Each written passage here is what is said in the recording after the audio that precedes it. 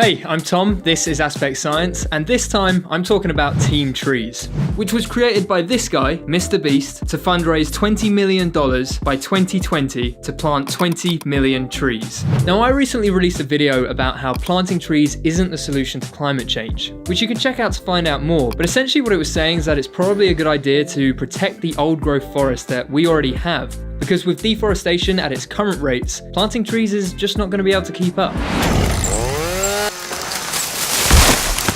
But that doesn't mean that planting trees isn't part of the overall solution, and this is something that Teamtrees actually says on their website. And the research paper mentioned on their website even shows that planting trees could have the most impact out of all natural climate change solutions. Now, there are some issues with this paper, but ultimately what it shows is that if done right, planting trees and saving trees at the same time could be what sets us on the path to success. But that's the important part, if done right. So I wanted to find out how the Teamtrees project is actually going to work and how they're going to ensure that it's all done properly.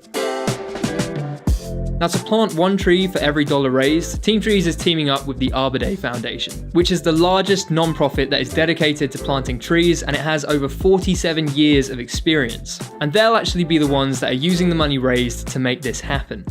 So I reached out to the Arbor Day Foundation and had a quick chat, and this is what I learned. The first thing you need to know is that they're not going to be growing a forest somewhere that has never had a forest. That's known as afforestation. They're going to be focused on reforestation and restoration of forests that have been damaged by things like wildfires, disease, and deforestation, as well as reforesting areas that have been converted from old growth forest into land that's used for things like farming and mining. Now, Teamtrees says they want to grow trees on every continent, apart from Antarctica. And the Arbor Day Foundation told me that whilst they're still working on the final list of planting locations, it currently includes locations throughout the US, Canada, the UK, Australia, India, Indonesia, France, Madagascar, Peru, and many other countries. But just planting trees doesn't bring a forest back. They have to survive in order to do their job. And this is one of the toughest parts about any reforestation project. It's a complex problem that requires a lot of time, planning, and approaches that are location specific. The Arbor Day Foundation uses partners and suppliers to first grow tree saplings in nurseries, and they grow different types of saplings depending on what the reforestation project is like.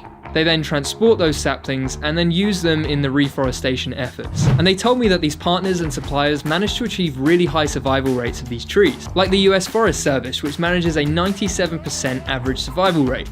To maximise survivability, they use their extensive experience and regional knowledge to make sure that they're planting the right trees in the right places at the right time, based on the local area and each tree's specific characteristics. This is known as the tree's sylvix, and Destin Sandlin from Smarter Every Day actually made a really good video about this for Teamtrees, which you can check out using the link that's down below. The Arbor Day Foundation also made it clear that sustainability is one of their main focuses for any reforestation project, which is vital, seeing as if a sapling survives, it then needs to live long enough to actually take in and store good amounts of carbon to actually have an impact on climate change. Alright, so it looks like Teamtrees and the Arbor Day Foundation has a pretty solid approach that is probably going to work really well. But if it does work, how much impact is it really going to have? I mean, really, how much is 20 million trees? Would it be the size of Texas? Maybe the size of London? How much space would a forest of 20 million trees actually take up? Well, it turns out, from some really rough napkin calculations by Rhett Allain, that it would only really take up around 180 square kilometers. That's roughly the size of Barcelona, or like 7 times smaller than London. Now, some estimates claim that we chop down around 75,000 square kilometers each year, which is around the size of the country of Ireland. Now, this is just a really rough calculation, but it gives you an idea of the scale of things, which might be a bit smaller than it might have seemed. Alright, but what we really want to know is how much carbon could 20 million trees potentially absorb from the atmosphere and store? The organisation Carbon Neutral estimates that 15 trees could absorb 1 ton of carbon dioxide, so 20 million trees would be able to absorb around 1.3 million tons, which sounds pretty great, but the bad news is that we pump out over 30 billion tons of carbon dioxide every year, so clearly there's a massive difference. Okay, so the impact of 20 million trees on climate change might be a bit less than you originally thought. But that doesn't mean that it's pointless. And I actually think it is the complete opposite of pointless. Properly functioning forests also provide critical wildlife habitat, improve water quality, reduce erosion and flooding, filter out air pollution, improve human health and well-being, and do a heap of other really great things. Climate change is important, but it isn't the only thing that can be impacted by reforestation. And with environmental destruction and climate change being two of the most important issues facing humanity today, literally every little bit helps. And this isn't even little. This brought people on the internet together to join forces for something that is objectively a positive thing to happen in the world. So I'm massively proud to be a part of it, even in a small way.